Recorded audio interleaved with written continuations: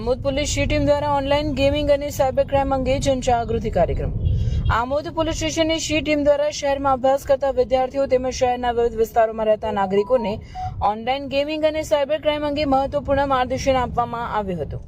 આ જનજાગૃતિ કાર્યક્રમ અંતર્ગત વુમન પોલીસ કોન્સ્ટેબલ તુલસીબેન તથા હિરલબેન દ્વારા વિદ્યાર્થીઓને નાગરિકોને ઓનલાઈન ગેમિંગના વધતા જોખમો, સાયબર ઠગાઈ, સોશિયલ મીડિયા દુરુપયોગ સહિતના મુદ્દાઓ અંગે વિસ્તૃત માહિતી આપવામાં આવી હતી. સાથે સાથે સાયબર ગુનાઓથી કેવી રીતે સાવચેત રહેવું, કોઈ પણ પ્રકારની શંકાસ્પદ પ્રવૃત્તિ સામે તરત કઈ રીતે કાર્યવાહી કરવી તથા પોલીસનો સંપર્ક કેવી રીતે કરવો તે બાબતે પણ સમજ આપવામાં આવી હતી.